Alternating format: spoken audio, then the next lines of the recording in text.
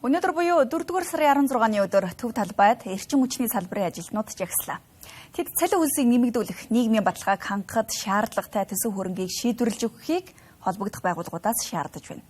Хэрэв нөхцөл байдал дамжирвал хуулийн дагуу санал хураалтын эцсийн үр дүнд үндэслэн ажил хаялт зарлана гэдгийг салбарын төлөөлөлд хэллээ. Өнөөдрөөс эрчим хүчний салбарын ажилтнууд төв талбайд жагсаж эхэллээ.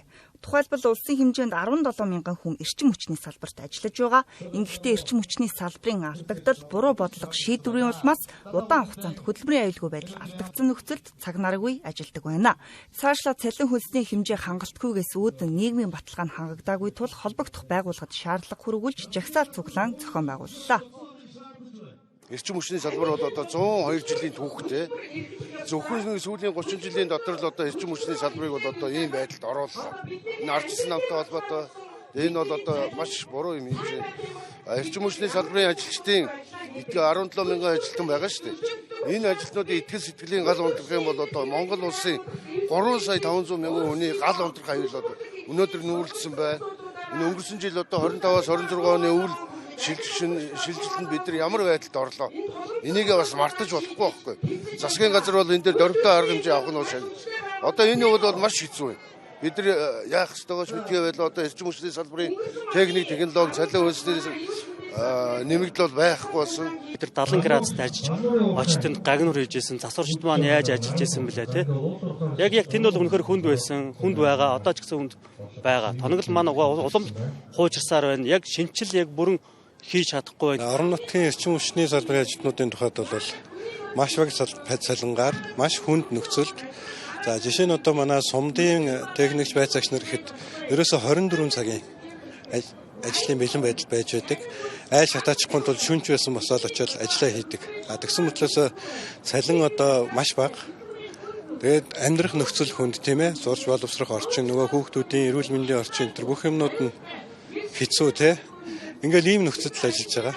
Эрчим хүчний энэ олон жил ашиглаж байгаа тоног төхөр тоноглууд нь өөрөө насжилтын хувьд 50-аас 60 жилийн одоо насжилтыг одоо ашиглагдсан хугацаа нь одоо хэтэрсэн ийм нөхцөл байдал яг цэвэр одоо ажилтнуудын мэдлэг ур чадвар тэр одоо шаардсан юм үйл ажиллагаа дээр бид нар явуулдаг юм компани. Тэгэхээр одоо энэ хэмжээнд авсан цалингийн хэмжээ маань үнэхээр одоо амьдрал ахуйд хүрэхгүй байгаа учраас шинэ орж байгаа ажилчид бол хүндрэлтэй нөхцөлд ажиллаад 1-2 жил ажиллаад гараа авчдаг. Цалингаа голдог.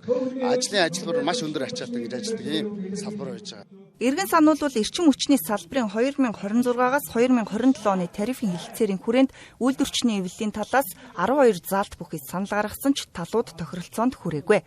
Үүнтэй холбоотойгоор үүсэт буй нөхцөл байдлын талаар салбарын төлөөлөл удаа дараа мэдэгдэж холбогдох байгууллагуудад хандаад байсан. Гэсэн ч шийдэлд хүрч чадаагүй тул жагсаал цуглаан хийхэд хүрчээ. Хэрэв уг асуудал дамжирвал хөдөлмөрийн тухай хуулийн дагуу санал хураалтын үр дүнд үндэслэн ажил хаялт зарлана гэвэ. Хэлцээр үргэлжлээд өнөөдөр бол 4 сар гарсан байна.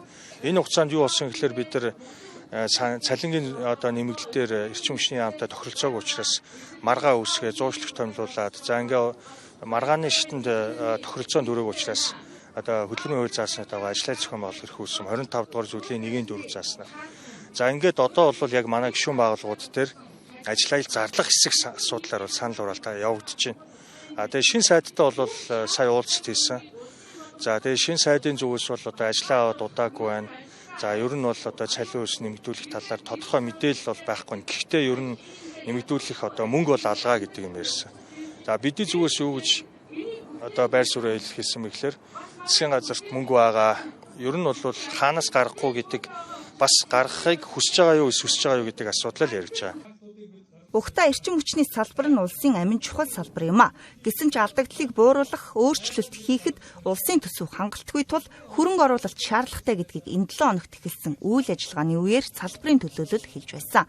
Цаашлаад салбарын сайд богино хугацаанд арга хэмжээ авч шийдвэрлэх арга замыг тодорхойлоход анхаарч ажиллана гэдгээ илэрхийлсэн юм а.